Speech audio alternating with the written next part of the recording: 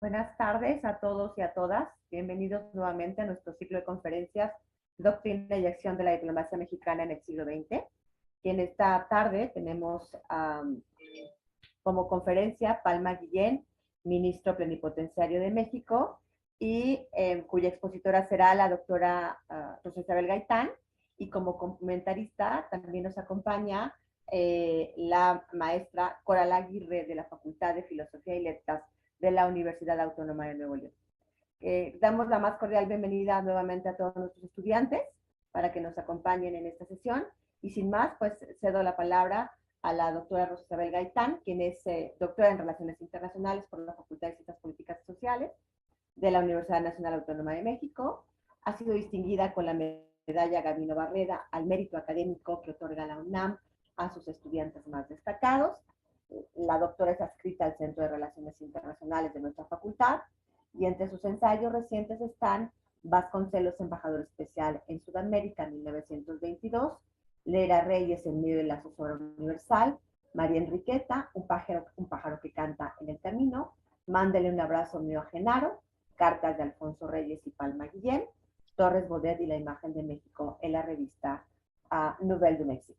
Aunado a esto, ha formado a muchos internacionalistas, es una conferencista y gestora de congresos y conferencias sobre las relaciones internacionales en México, es corresponsable del Seminario Interdisciplinario de Política, Historia y Relaciones Internacionales, y damos la más cordial bienvenida a nuestra querida maestra, la doctora Rosa Isabel Gaitán. Muchas gracias, Rosa, por acompañarnos esta tarde.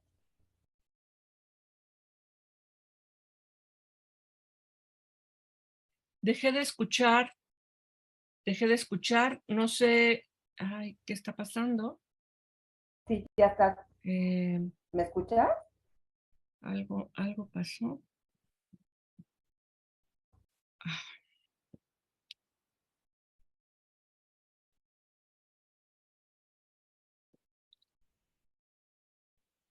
ustedes sí me escuchan, pero yo no los escucho a ustedes. Creo que sería mejor que me salga y vuelva a abrir o qué puede estar pasando. Ay, perdón, algo pasó con mi equipo, creo. ¿El volumen de tu computadora? Ya lo subí. A ver, ya te oí, Marlene. Entonces ya está. Ya te oí, ya Listo. Ok, estamos. listo. Perdón, Todo perdón, tuyo perdón. el micrófono. Muchas gracias. Muy bien, estoy muy contenta esta tarde de platicar sobre Palma Guillén. Me gustaría que fuera una charla así como de café. Estoy muy contenta también de que nos acompañe Coral Aguirre, a quien yo conocí por otras razones y en torno a su obra ensayística. Eh, y en esta ocasión pensé en ella para invitarla y le agradezco mucho que haya aceptado que habláramos de Palma Guillén porque encontré una nota periodística suya sobre Guillén en Diario Milenio, donde ella colabora. Entonces, eso dio pie pues a esta complicidad vespertina de hoy, ¿verdad? Voy a compartir la pantalla porque preparé algunas imágenes de Palma Guillén,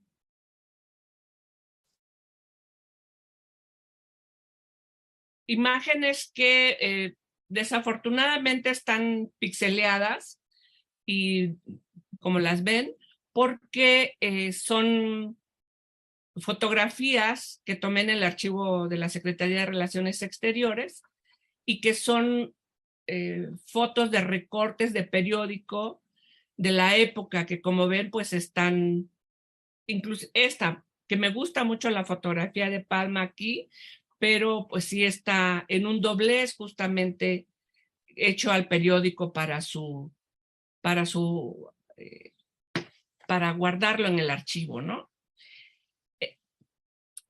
He escrito algunas otras cosas sobre Palma, muy poquitas, pero que me han permitido entrar a conocer cuál ha sido su formación, su trabajo y sobre todo su paso por el Servicio Exterior Mexicano. Curiosamente, Palma Guillén, siendo mujer, siendo maestra normalista, siendo, como decía una nota periodística colombiana de la época, como una expresión de la feminidad, una mujer menuda, ¿verdad? Muy femenina, según la nota, era llamada ministro plenipotenciario de México. Y así firmaba, ¿no? Así como firmó antes otros documentos en los que ella aparece con un cargo denominado en masculino, jefe de la sección de secundarias de la Secretaría de Educación Pública. Y quise dejar el género en el nombramiento para esta charla para que veamos cómo algunas cosas se han modificado. Muchas otras, pues, parecen mantenerse ahí en el firmamento como sin mayor cambio en cuanto a el trato a las mujeres, no solo en la esfera de lo íntimo y familiar, sino también en nuestro ejercicio en funciones públicas. Sí, y cuando uno se acerca a algún personaje, como es Palma, ¿verdad? Uno puede ver cómo cada vez va adquiriendo nuevos rasgos este conocimiento sobre los personajes. Para preparar esta charla, me encuentro con que en una entrevista, ella dice por qué se llama Palma. Porque cuando yo pensaba en Palma, pues me imaginaba la gran palma real de Colima, ¿verdad? Y no es así. Fíjense que ella declara a un periódico, al Monitor de Colombia, de Cali, que había nacido un 26 de marzo, al terminar pues la última década del siglo XIX. Y le ponen Palma porque nació un domingo de Ramos, ¿no? Que es el día que se festeja con las palmas en las procesiones católicas. Y por eso le pusieron el nombre de esa planta simbólica. Nació, dice la nota, cuando a las calles de México las perfumaba el incienso y las campanas de la parroquia sincronizaban la procesión. Yo me quise asegurar de que el día que nació Palma hubiera sido Domingo de Ramos. Y no, nació un sábado. El sábado previo al Domingo de Ramos. Pero bueno, los padres seguramente decidieron que le tocaba el santo del Domingo de Ramos, ¿verdad? Y busqué en varios calendarios de estos eternos para asegurarme. Tal vez nació en la madrugada del domingo, yo qué sé. Pero el 26 de marzo de 1898 fue sábado. Aunque tengo una duda sobre su nacimiento, porque cuando yo empecé a averiguar sobre ella, aparecía en las notas, seguramente poco investigadas, que había nacido en 1893, 5 años después. Puede ser que ella se quitara los años en la realidad o no lo sé. No he podido comprobar por qué apareció esa fecha de 1893, pero en los documentos de la Secretaría de Relaciones se anota que nació en la Ciudad de México en 1898. Y en su expediente personal, o en el expediente que hay sobre ella, de su puño y letra declara ser profesora académica, maestra en filosofía y contar con estudios especiales de filosofía y psicología y literatura. Dice tener título profesional de la Escuela Normal de México y de la Facultad de Filosofía y Letras de la UNAM. Sin embargo, buscando en los archivos de la UNAM, solo encontré constancias de algunos cursos. No encontré ni su acta de nacimiento, ni otros papeles. Ella tuvo una sólida formación intelectual, según yo creo. Se desempeñó en puestos públicos que eran campo eminentemente masculino. Fue jefe y fue ministro, cuando estos puestos solo eran de varones, y firmaba así los documentos. Y así se referían a ella los diarios de la época. Ser maestra les permitía a las mujeres de su época acceder a la educación media y superior, a los estudios universitarios, aunque no de manera generalizada, en las primeras décadas del siglo XX en México, ¿verdad? Era una actividad vinculada culturalmente a las actividades tradicionales de las mujeres, y es un campo, el del magisterio, al que se les permite acceder sin mayor problema. Desde ahí muchas van a saltar a la Escuela de Altos Estudios de la Universidad Nacional, que había impulsado la matrícula femenina, y permite el acceso a las mujeres a todas sus carreras, por lo menos formalmente.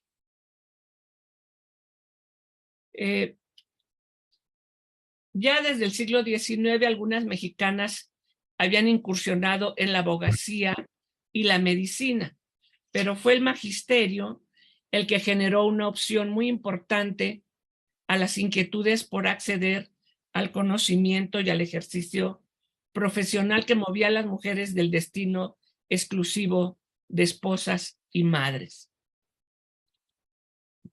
Aquí tenemos a Palma en 1914, muy jovencita, cuando recién está egresando de la escuela normal. Si bien Palma fue a la Qué hermoso. a la Escuela de Altos Estudios,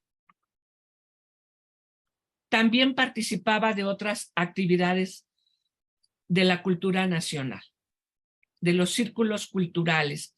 Aquí podemos ver una fotografía del Archivo Histórico de la UNAM de 1913, con estudiantes de la Escuela de Altos Estudios. Vean, hay muchas mujeres. Vean la indumentaria, ¿no? Vean la indumentaria, ¿no? Entonces, el Altos Estudios había tenido 15% de mujeres dentro de sus estudiantes en 1910, y para 1924 eran el 78%. O sea, hay una gran cantidad de mujeres que se van a hacer estudios a esta escuela.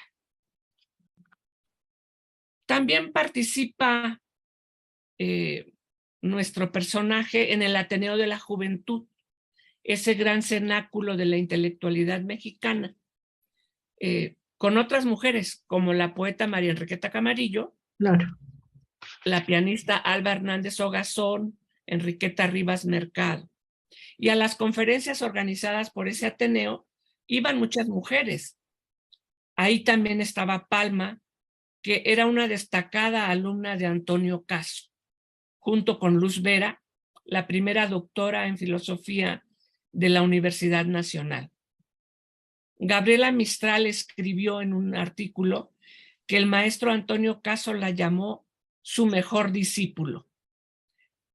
Y dice Mistral, y es honra aguda este decir en boca del hombre que ha formado 5 generaciones mexicanas.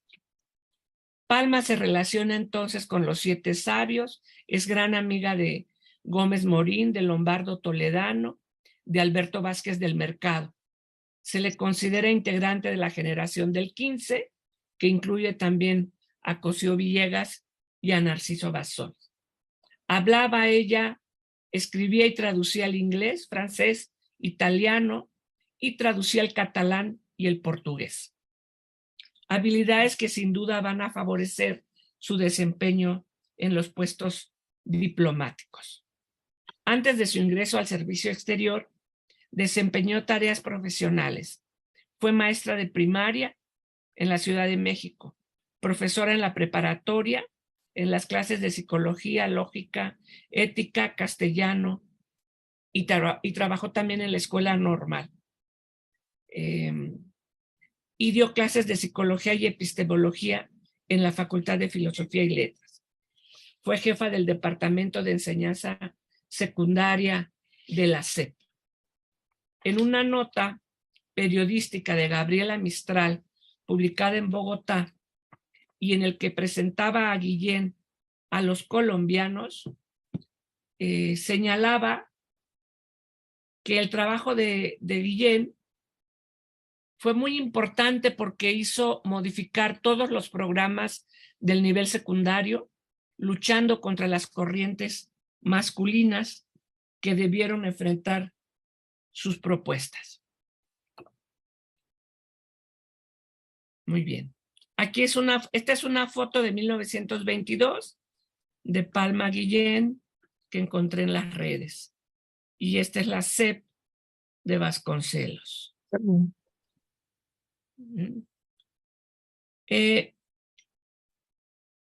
De sus años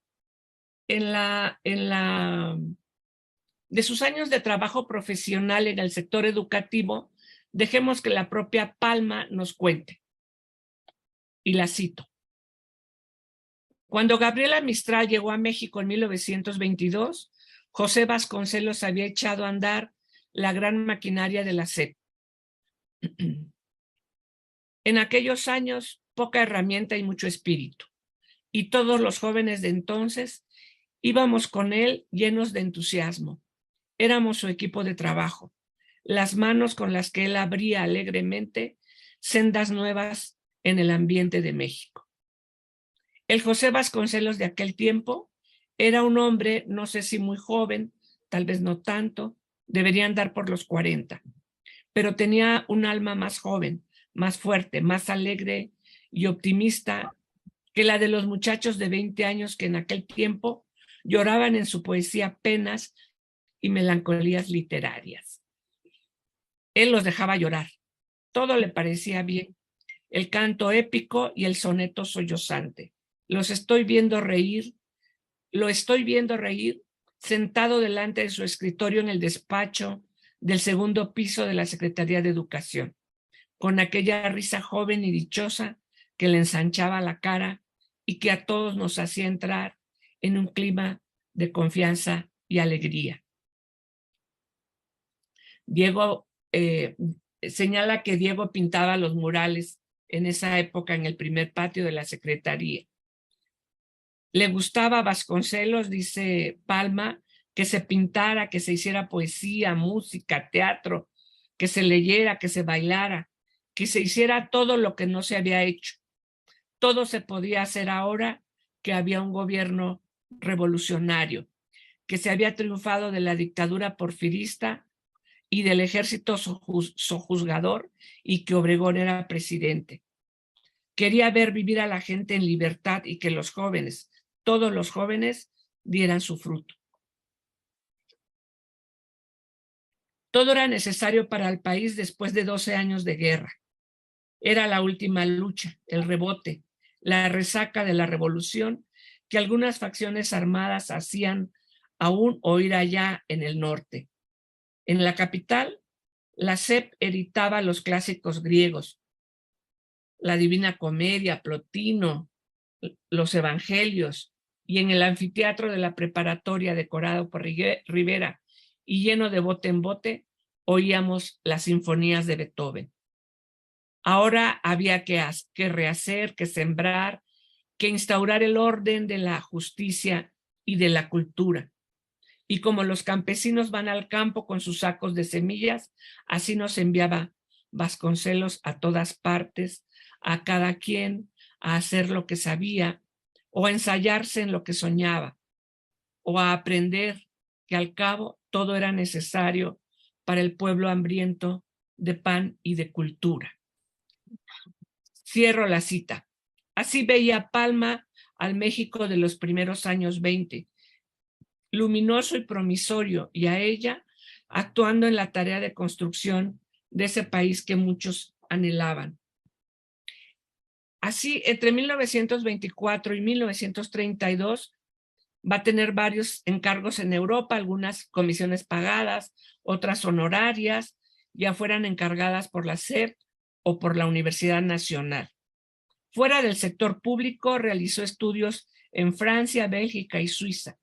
Trabajó durante 2 años en la sección de letras del Instituto de Cooperación Intelectual de París y en el Instituto de Cinema Educativo de Roma, ambos dependientes de la Sociedad de Naciones. De las áreas de la educación va a pasar a las representaciones diplomáticas de México. Un camino que se fue abriendo por lo menos desde una década antes.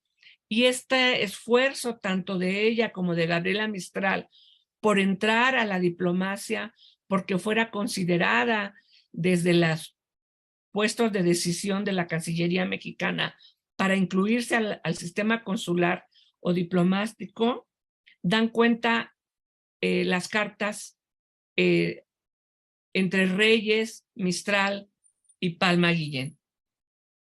Entonces, para 1935, cuando ella estaba en España, la Cancillería mexicana, a través de su embajada en Madrid, le pregunta si no tendría inconveniente en aceptar representar a México en Venezuela como enviado extraordinario y ministro plenipotenciario. También se le pregunta de manera comedida y cortés por instrucciones del canciller y de manera no oficial sobre sus planes de matrimonio, ya que en ese momento estaba soltera. Ella contestó que no los tenía considerados. Esas preguntas no se le hacen a los varones. Naturalmente. ¿No? Y bueno, aceptó la propuesta que finalmente tuvo como destino Colombia y cuyo nombramiento se dio por acuerdo presidencial del 23 de enero de ese año de 1935. Tanto el presidente Cárdenas como el secretario de Relaciones Exteriores, Emilio Portes Gil, recibieron felicitaciones de todo tipo por el nombramiento de Palma Guillén al frente de la delegación mexicana en Colombia, en particular las organizaciones de mujeres. Guillén le telegrafía al secretario Portes Gil estar profundamente agradecida por su señalada benevolencia al confirmar su nombramiento. Qué lenguaje, ¿verdad?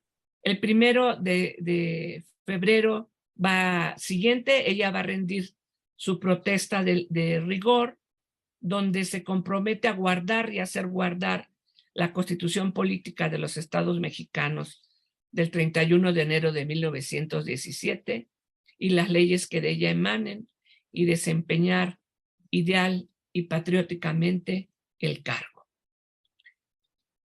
Y se va a Colombia.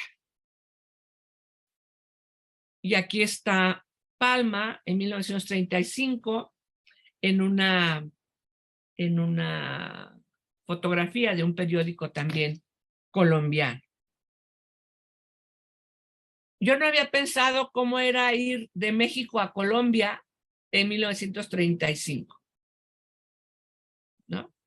Pero aquí me entero y aquí se van a enterar ustedes también. Embarcó en el vapor japonés Yakuro Maru en el puerto de Manzanillo. Era una odisea llegar a Manzanillo en 1935 desde la Ciudad de México ya. Luego llegó al puerto colombiano de Buenaventura en el Pacífico. De ahí siguió por tren hasta Cali y luego fue a Bogotá. Y bueno, pues ahí son las recepciones de los diarios que la entrevistan, hace declaraciones. Cuando llega a Bogotá la recibe Raúl Cuervo Sánchez, secretario de la Legación de México, miembros de la colonia mexicana y, muy importante por mis intereses, Gilberto Owen, este poeta mexicano destacado en la legación mexicana en ese momento y que va a ser un apoyo muy importante para ella.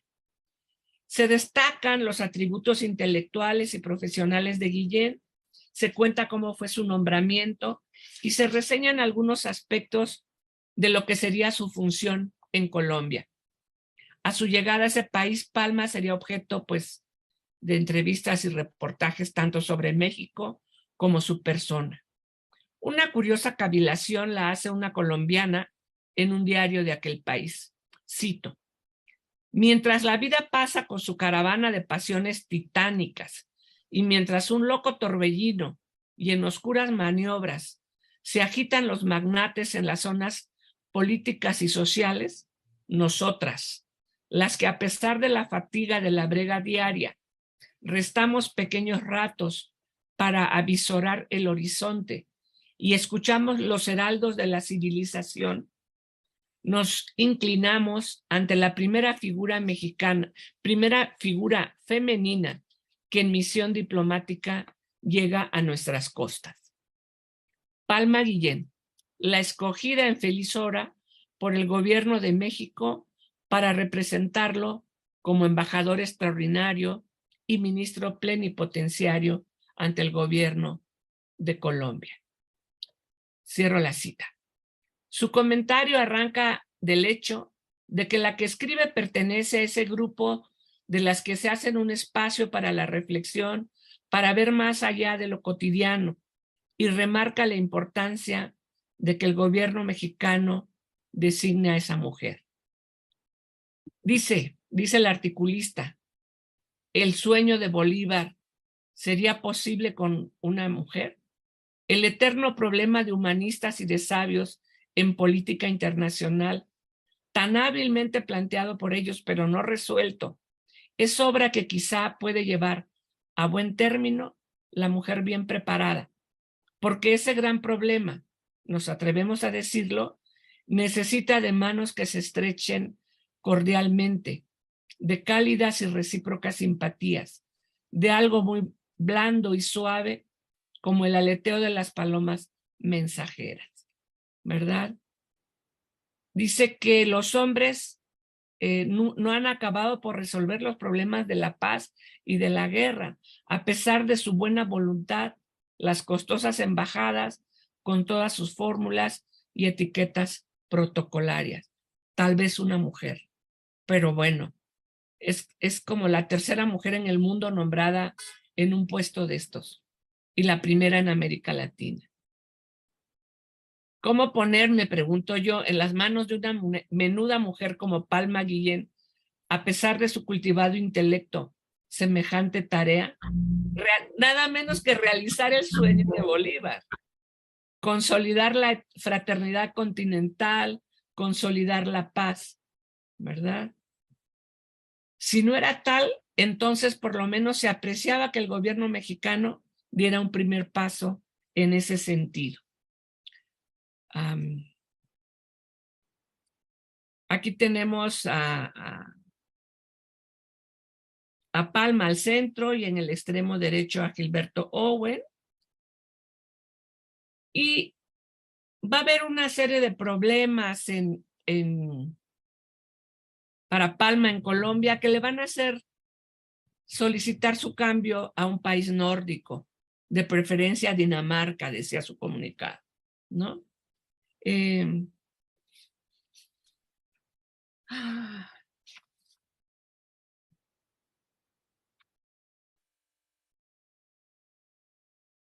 Destaco el comentario de que al hablar de Palma Guillén, la nota indica con extrañeza y reconocimiento de su persona que ahora debería tratársele convencionalmente de excelentísimo señor en masculino, ella que es la feminidad, que revela y reintegra a la feminidad todos sus valores. Así la veía, ¿verdad?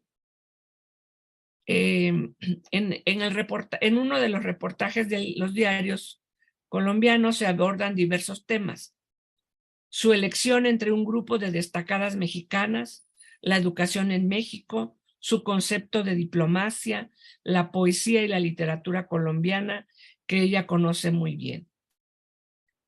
Y afirma en este diario, que Palma tiene un concepto revolucionario de la diplomacia, ya que para ella implicaba que si bien hasta ahora se le había dado a la labor diplomática un alcance netamente social, incluyendo esto, la almidonada etiqueta y el riguroso protocolo, la diplomacia, dice, ha tenido un sentido trivial de bridge, de té, de valse lento.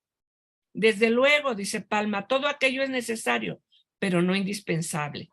En mi sentir, la diplomacia de mi país ha iniciado una transformación al respecto que congrega la acción de sus agentes en estas tres funciones: propaganda comercial, propaganda cultural y propaganda doctrinaria. Lo demás viene por añadidura. Y es que Guillén representaba al México posrevolucionario. Y especialmente al del presidente Cárdenas, que estaba marcando un nuevo momento para la política interna y para la política internacional de México, incluso en relación con lo que había venido haciendo el propio país con los gobiernos inmediatamente anteriores. No vamos a ahondar sobre este tema. El trabajo diplomático de Palma se realiza en ese mundo de entreguerras que en el mundo inauguran los acuerdos de Versalles y la Sociedad de Naciones, y en México el fin de la contienda revolucionaria, como ya hemos señalado. Un mundo que había visto nacer un nuevo mapa europeo, el surgimiento de la URSS y un importante poder para Estados Unidos.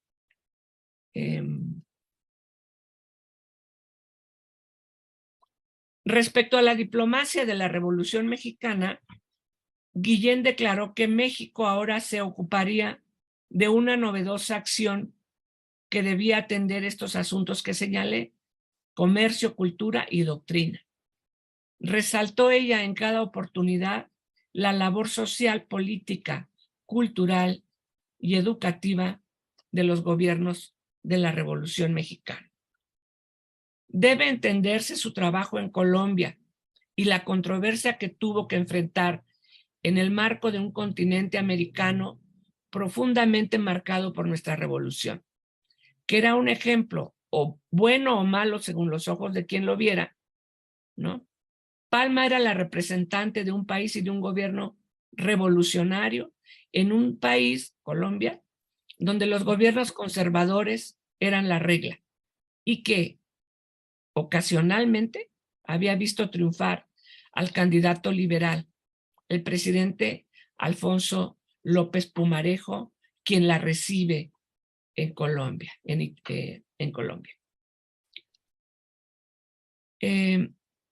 Dada la situación en Colombia, la Cancillería, el presidente Cárdenas, deciden enviarla a Dinamarca.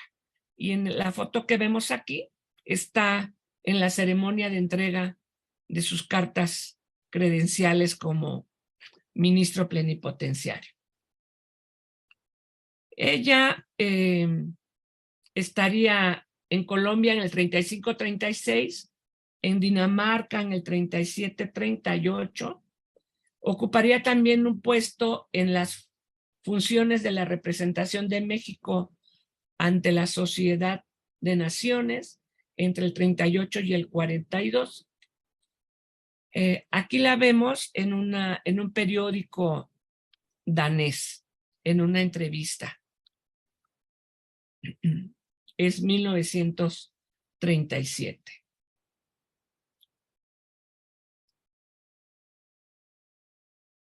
Luego estaría en la Sociedad de Naciones en el 38 y 42, elaborando algunas funciones específicas, tendría el nombramiento de encargada ad interim del gobierno mexicano ante la sociedad. Después tendría algunas comisiones como consejera de la embajada en Cuba entre mayo y septiembre del 42, agregada cultural de México en Italia en el 52. Y vamos a ver que su trabajo se va a desenvolver junto a las figuras de la diplomacia y las letras mexicanas. Le va a tocar los terribles años de la Guerra Mundial en Europa, en situaciones muy complicadas para el continente, para la humanidad y para ella como persona.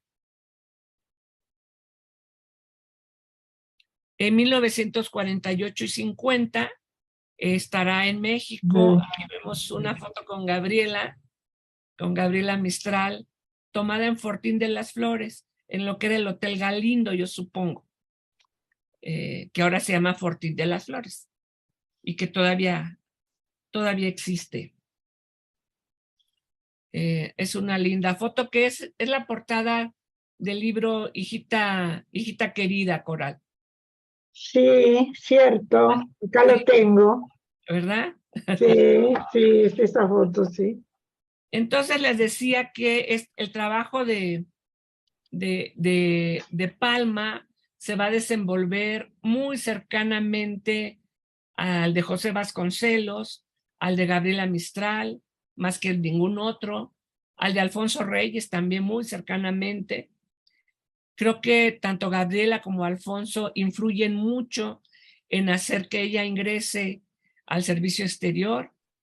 También está en la época de la Secretaría de Educación Pública, es enviada por Vasconcelos junto a Torres Bodet para ir a recoger a Gabriela Mistral al puerto de Veracruz.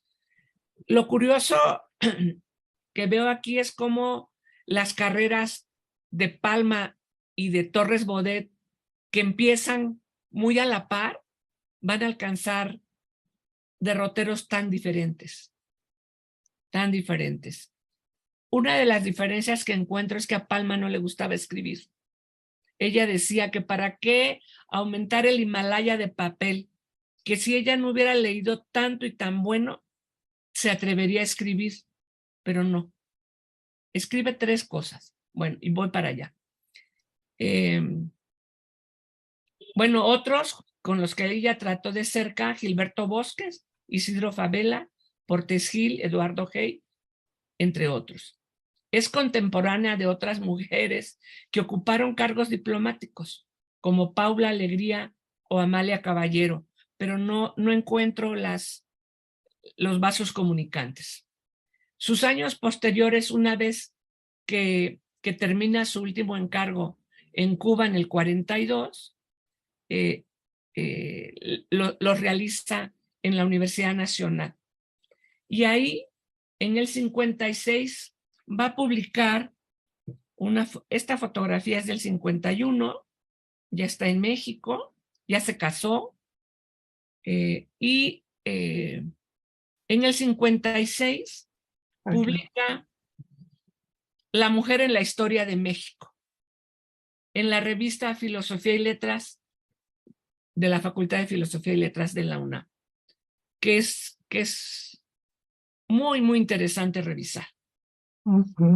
En el número 60-62 de la revista, publican 17 universitarias, trabajos que conforman o que conformaron el ciclo de conferencias La mujer en la vida nacional y que conformó a su vez la cátedra de verano de ese año.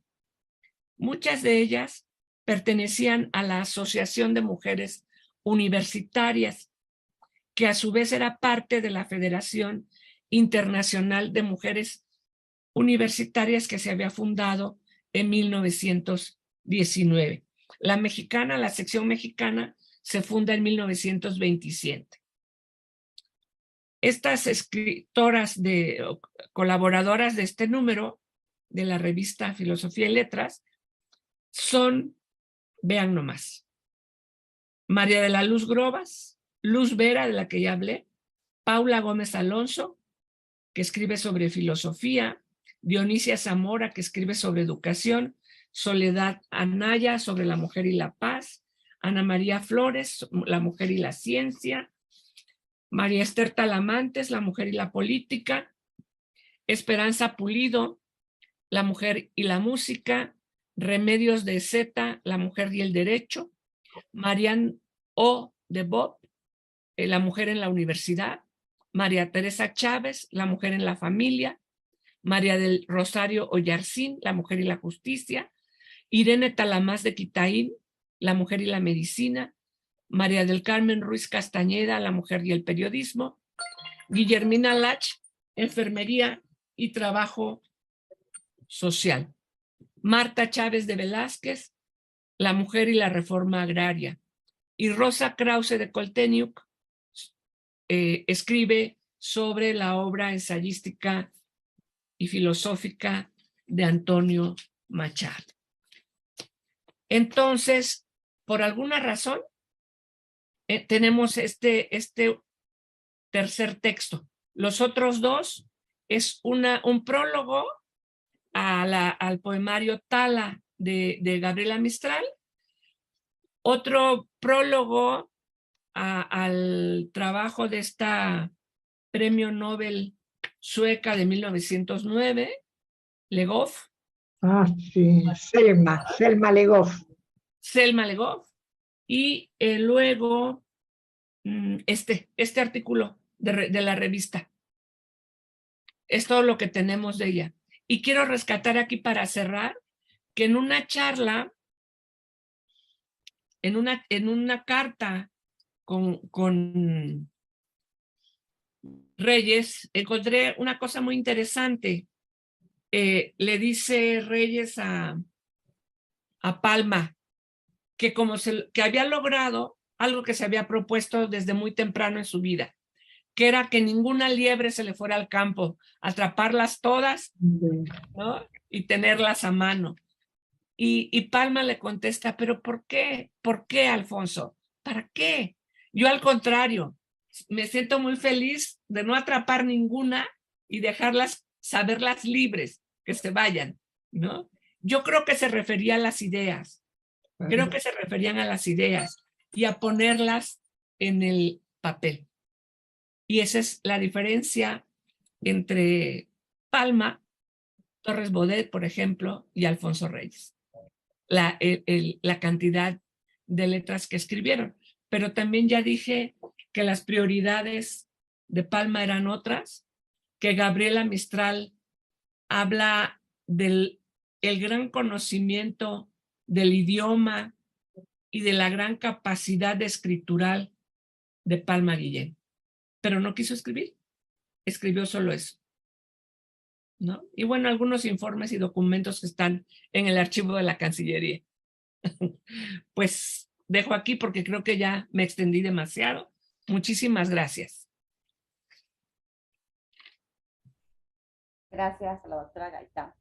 Era muy interesante lo que nos acaba de mostrar esta tarde, pero ahora vamos con nuestra comentarista Coral Aguirre, que se ha especializado en la enseñanza de las artes escénicas, en la investigación sobre el perfil de mujeres creadoras y como escritora ha obtenido premios regionales, nacionales e internacionales en dramaturgia, novela, cuento, ensayo, guión cinematográfico.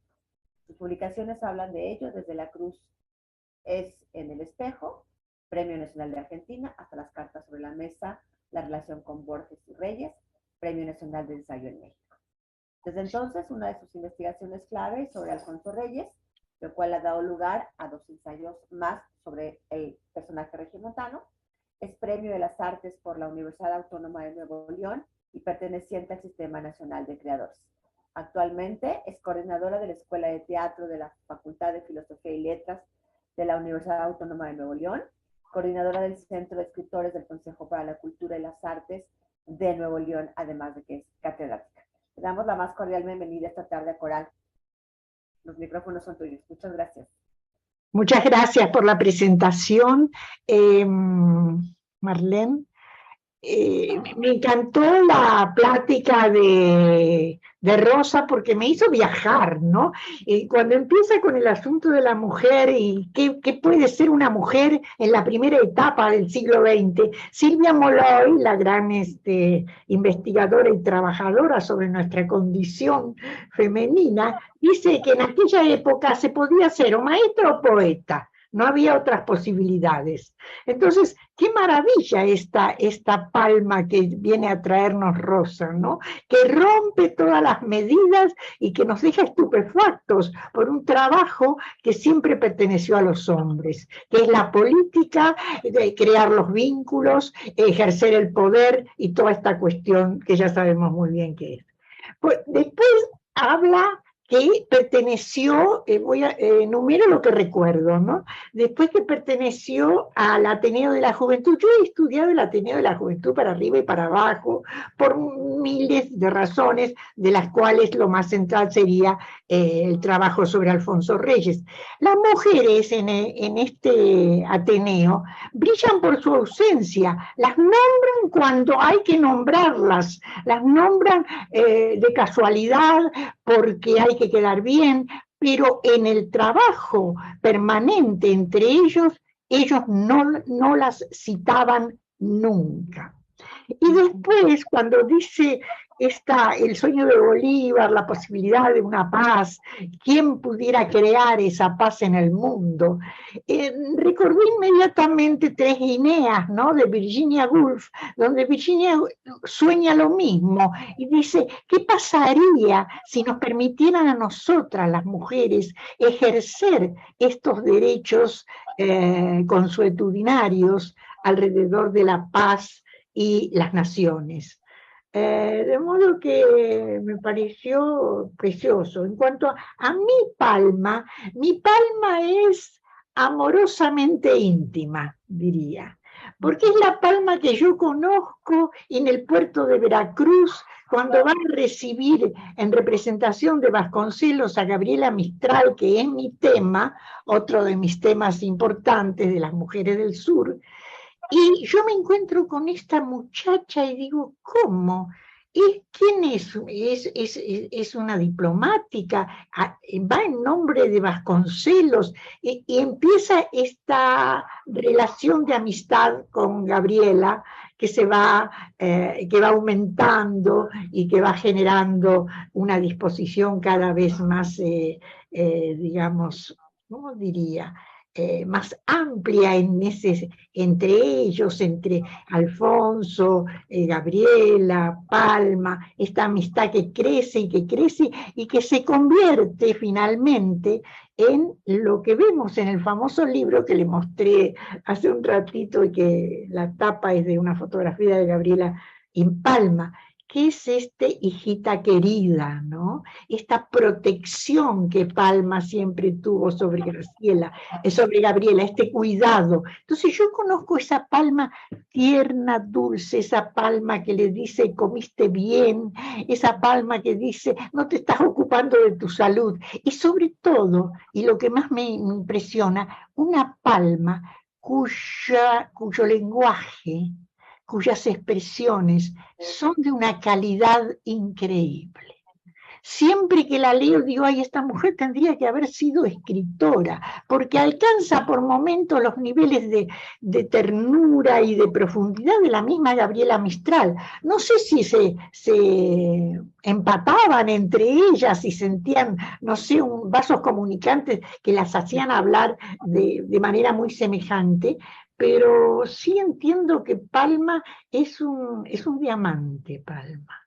Es un ejemplo de mujer en su profesión, en su condición de educadora, en su condición de diplomática, en su condición de amiga, de apoyo de Gabriela Mistral. Y lo más increíble es su profunda generosidad, su enorme generosidad hacia sus amigos. Porque, ¿qué creen ustedes? ¿Quién se ocupó del premio Nobel de Gabriela Mistral? Por supuesto que ella. Ella fue la que mandó los papeles, la que estaba al día con todos los requisitos y con todo lo que tenía que hacer. Es impresionante esta capacidad de entrega y de pensar en el prójimo y de pensar en los seres queridos. Lo mismo hizo con Alfonso Reyes. No tuvo el éxito que tuvo con su gestión, quiero decir, su gestión subterránea, al lado de Gabriela Mistral.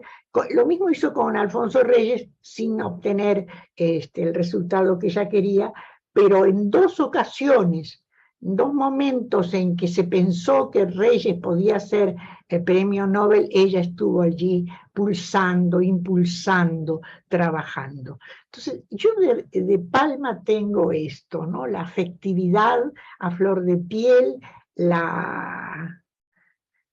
su condición de sin alharacas, sin estridencias, con todo su feminismo, con esto que decías hace un rato, ¿no? Esa femineidad a flor de piel que le salía por todos los poros, ejerciendo su condición de sujeto.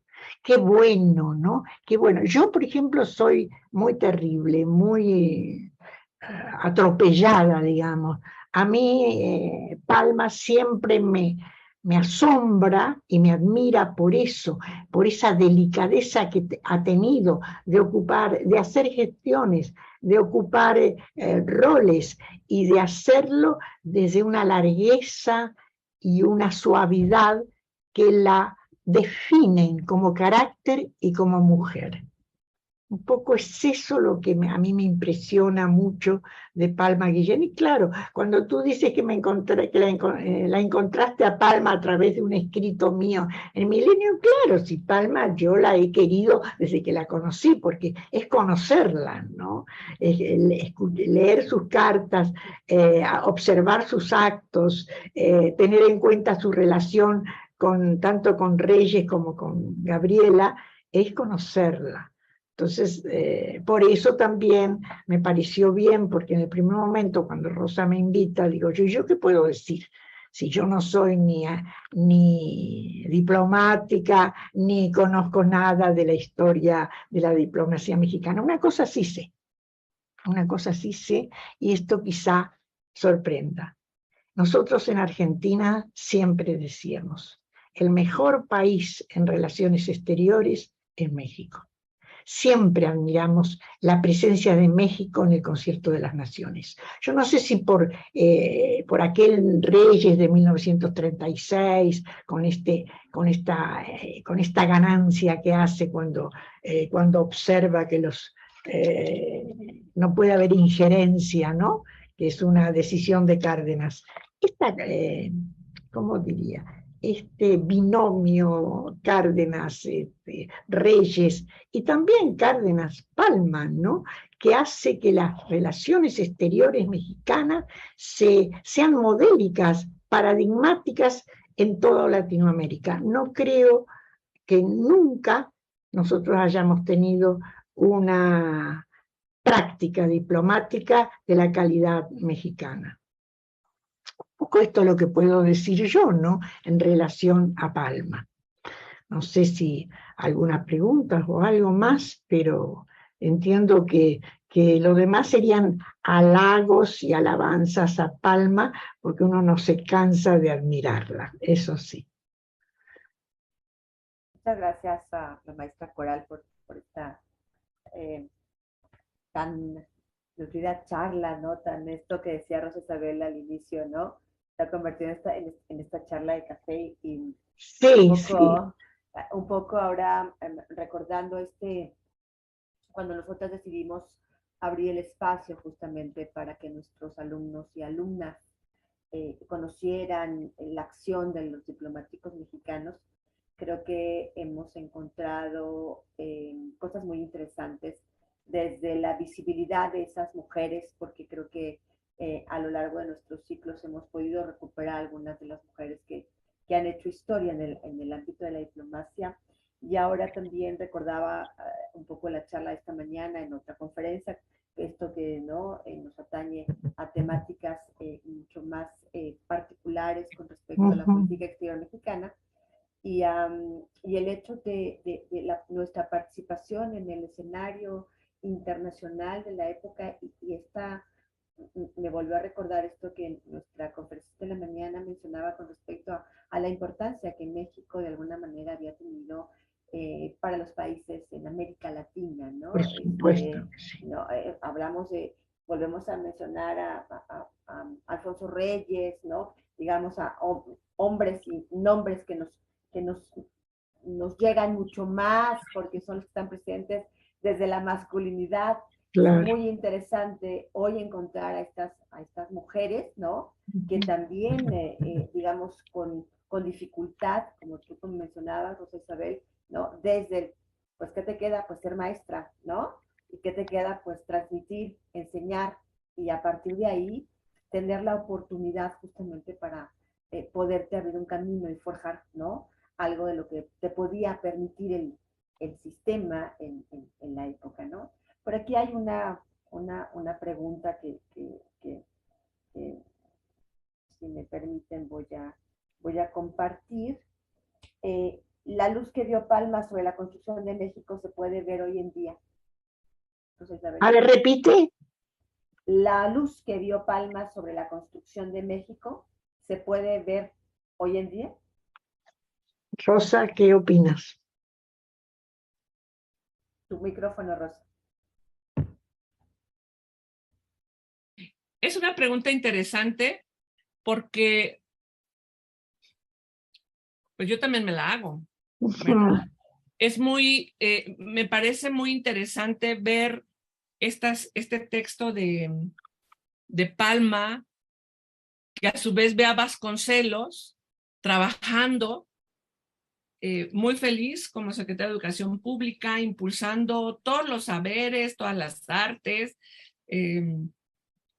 construyendo un proyecto educativo que ya tuvimos oportunidad el año pasado de revisar en un seminario sobre los 100 años de la SEP. Justamente se habló de la gran cantidad de áreas del saber que impulsó Vasconcelos con su proyecto educativo. Y bueno, Palma, la joven de 20 años, en esa época, viendo a alguien que que no lo veía tan joven, ¿no? Ella, a principios de siglo los mexicanos vivían un promedio de 40 años. Entonces, pues ya era bastante mayor, ¿no? Vasconcelos en los años 20, tener 40 años era el promedio de edad, ¿verdad? El cual se vivía. Entonces, cuando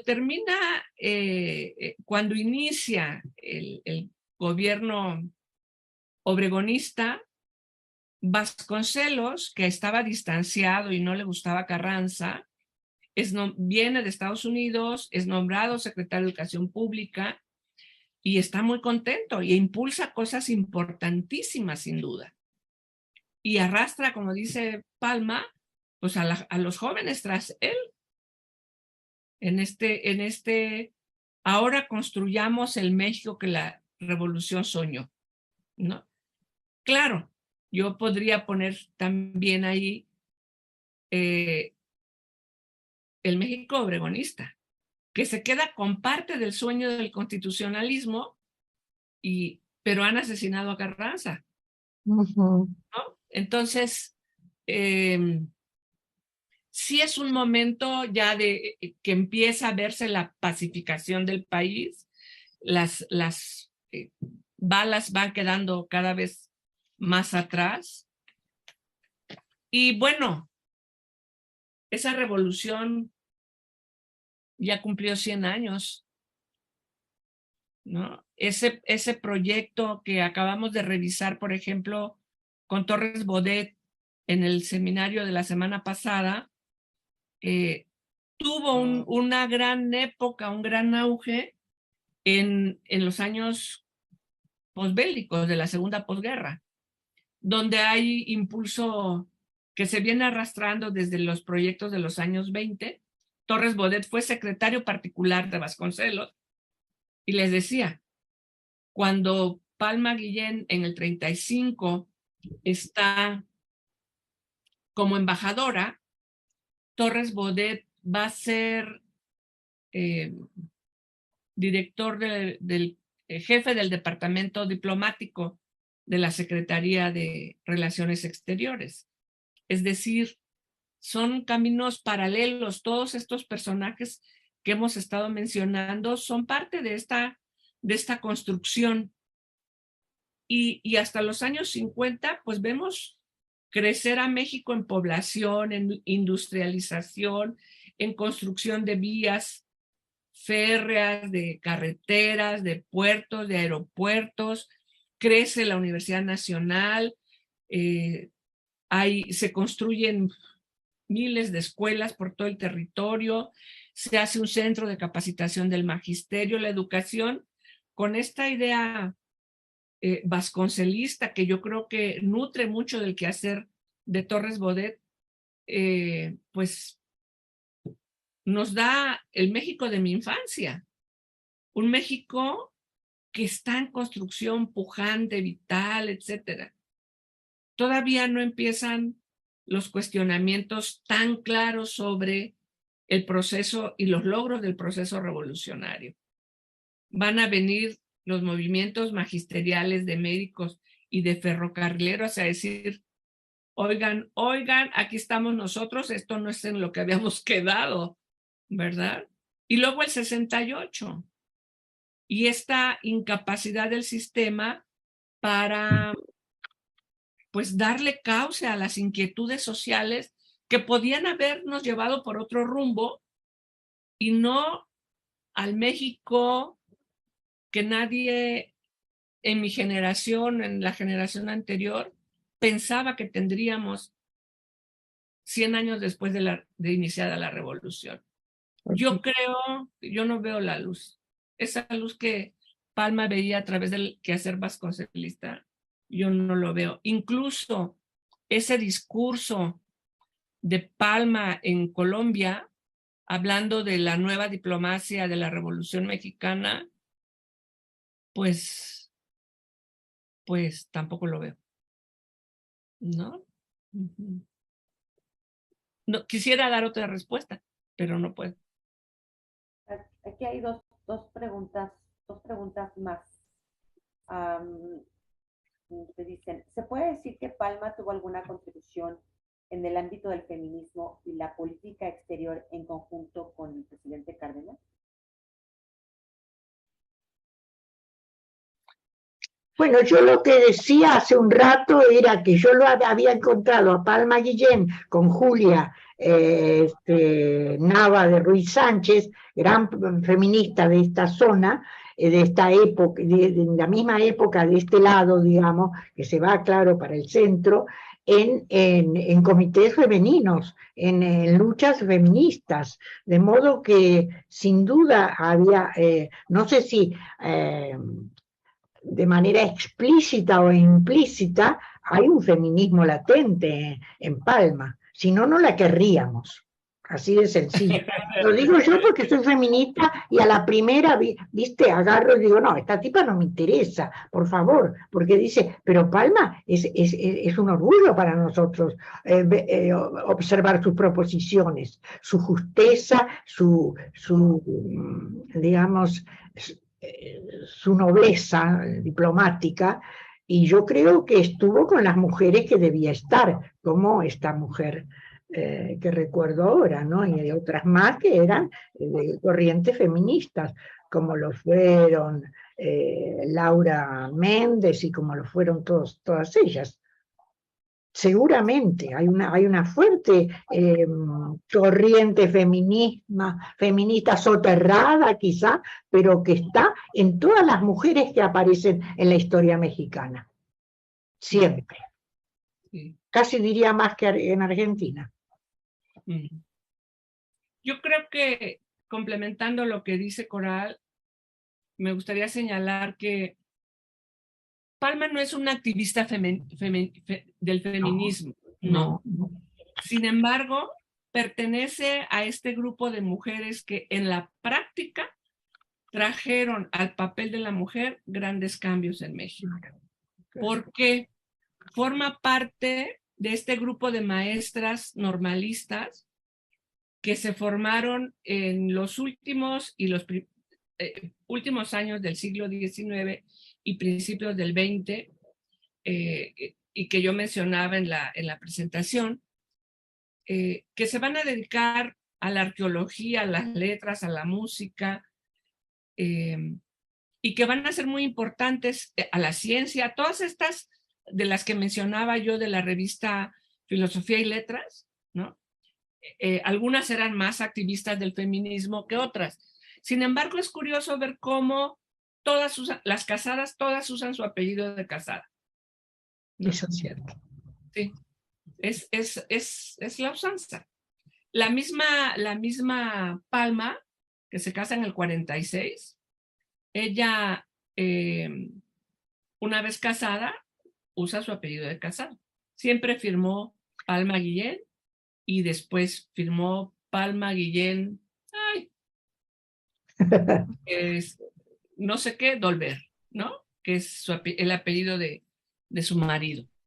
Y bueno, cuando a ella le preguntan, creo que en Dinamarca, cómo va el tema del feminismo y del sufragio, y cuál ha sido la contribución de ella en la consecución del voto femenino en México, ella dice, bueno, yo no he estado trabajando por el sufragio, pero hay muchas mexicanas que lo están haciendo. Claro, claro. Yo hago lo mío en este campo, ¿no? Bueno. Y lo mío es estar aquí trabajando y viendo en la diplomacia y lo que hice en educación como parte de de contribuir a que se vea el trabajo femenino. Y eso fue lo que contestó a pregunta expresa sobre su actividad por política, por el sufragio. En México, siendo ella embajadora, no había en México todavía voto femenino, ¿no? Y esa es una historia muy interesante que desde los temas de Hermila Galindo hemos discutido en estas sesiones, ¿no? Sí, claro, y un poco pensando en ello, Hermila sí como, digamos, parte del movimiento, ya nos lo presentaban de esta manera, ¿no? Lo que ahora estamos viendo es cómo se puede sumar al movimiento desde esta otra tarea que realiza Palma Guillén, ¿no? O sea, que tampoco tiene, digamos, menoscabo. Digo, también es importante ver cómo las mujeres desde sus diferentes trincheras fueron allanando el camino para tal vez lo que tenemos hoy, ¿no? Si ha habido en México, digamos, un movimiento de alguna manera con respecto a las mujeres. Aquí hay otra pregunta, Rosa Isabel, y te dicen, ¿cuál sería una de las misiones diplomáticas más difíciles que enfrentó la ministra Palma? ¿Cuál sería una de las misiones diplomáticas más difíciles? Más difíciles. Que ella enfrentaría, o que enfrentó, desde tu perspectiva. Mencionabas hace un momento Colombia, no lo sé, Europa con la guerra. Yo creo que todas fueron difíciles, desde conseguir el nombramiento. Si ven ese ensayito sobre las cartas de Palma y Alfonso Reyes y Gabriela Mistral, a Palma le costó mucho ser considerada para un puesto diplomático, ¿no? Yo creo que estuvieron batallando mucho tiempo ella y Gabriela para que se le considerara y para que, como decía Gabriela, se apreciaran las virtudes de Palma para desempeñar un puesto de tal importancia. Creo que desde ahí, desde ser mujer como jefa de la sección de secundarias, fue difícil para ella, fue costa arriba, como para casi todas las mujeres.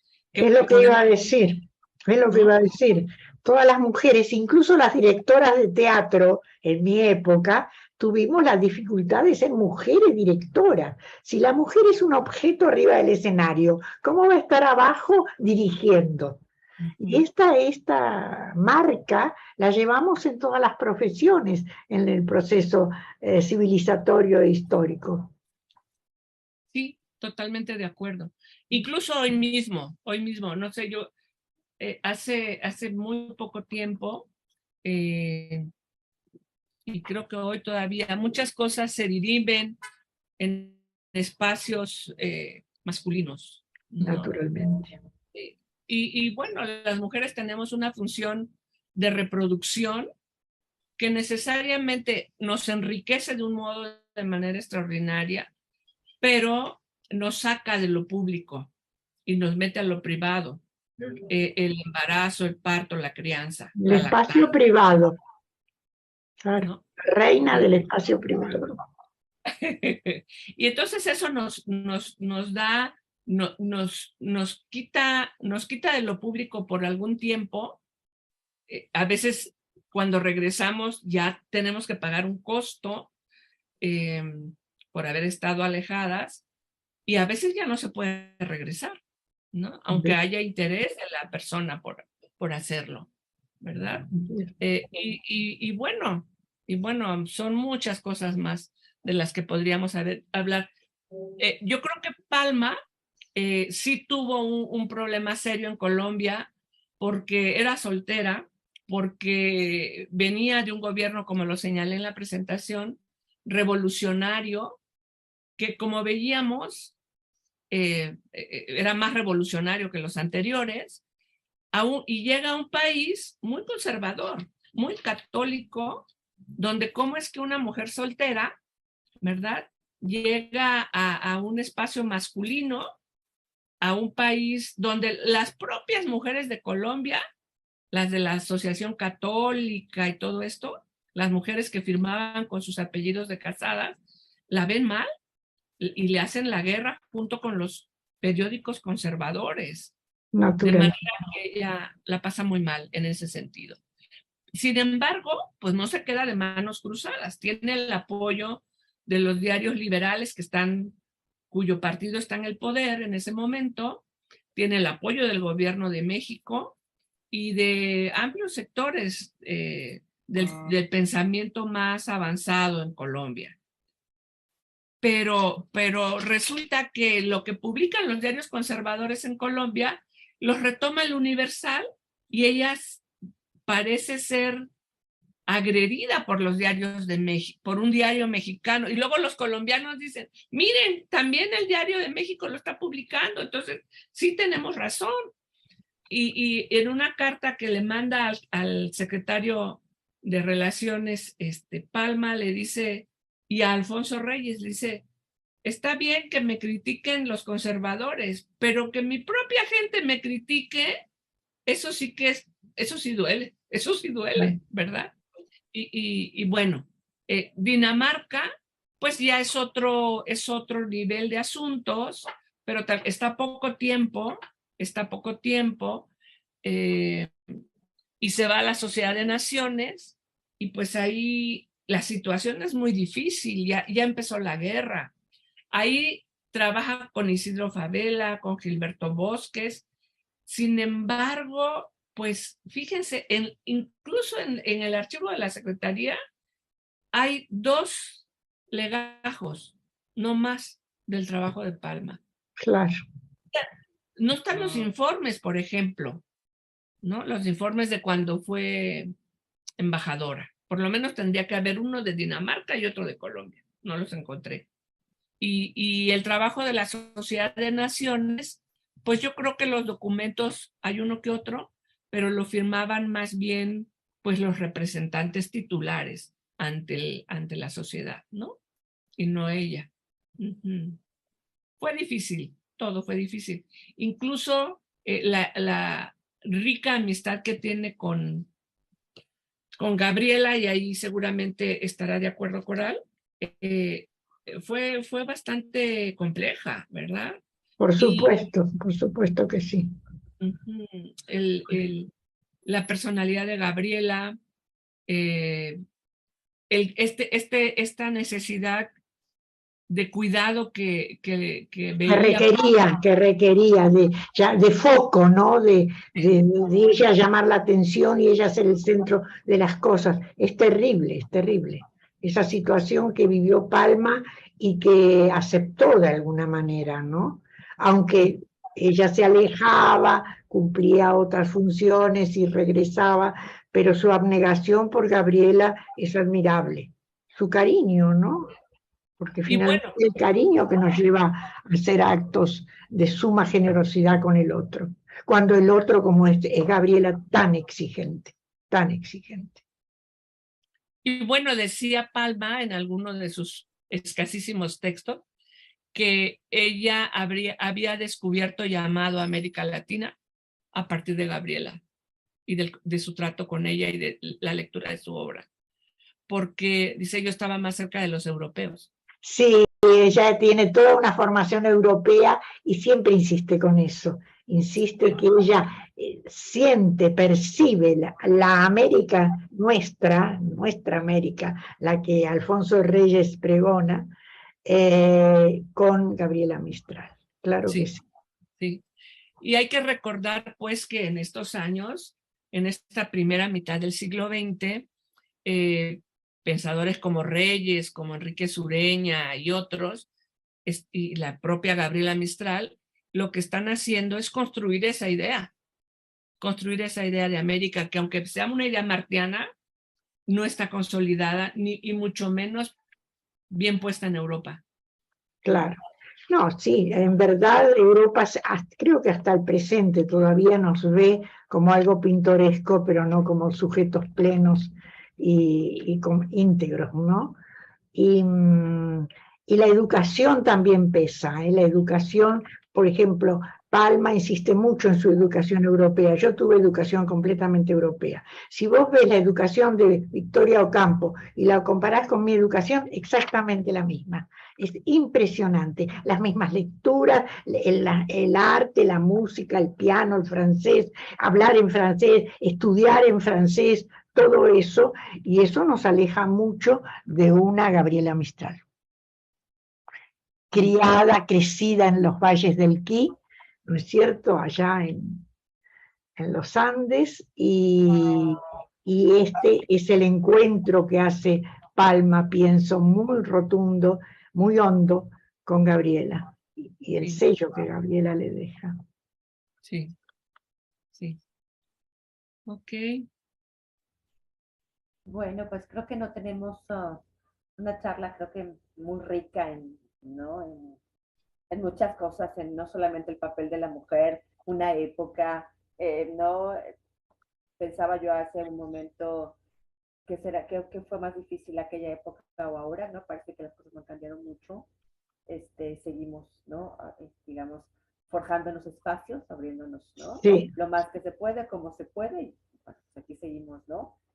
Justamente y sobre todo la riqueza de el descubrimiento de estos personajes que nos dan no solamente el trabajo en la diplomacia, sino el acercamiento también hacia otras áreas que creo que vale mucho la pena ser retomado por nuestros estudiantes, ¿no? Para que podamos apreciar efectivamente todo lo que hemos construido a lo largo de la formación de la propia política exterior de México y nuestra relación, no solamente para Europa, sino también ahora que fue el día de nuestros acercamientos hacia América Latina. No sé si quieran hacer algún otro comentario al respecto, Rosa Isabel. Sí, sí. Eh, yo creo que podríamos decir que Palma, después de un tiempo muy corto para acá, igual que Hermila Galindo, ha comenzado a estudiarse, ¿verdad? El tema de estudiar qué han hecho las mujeres en la diplomacia pues es bastante reciente, aunque podemos encontrar de los 2000 para acá una serie de tesis, por ejemplo, de licenciatura, que por alguna razón me ha tocado revisar, que habla de las mujeres en el servicio exterior, un tema que Aida González, embajadora, que fue mi maestra de geografía en la carrera, abordó en varios números de la Revista Mexicana de Política Exterior y que ahí podemos echar mano de esta visión, ¿no? De qué han hecho las mujeres. Y yo creo que Palma, habiendo sido soltera muchos años, ¿no? Muchos años, se casó ya bastante grande, pues tenía, además de todo, algo que jugaba en su contra. No podemos hablar que estas pioneras como Hermila Galindo o ella tuvieran las mismas facilidades que las mujeres de fines del siglo XX para trabajar en la diplomacia. Yo creo que el diplomático de por sí es una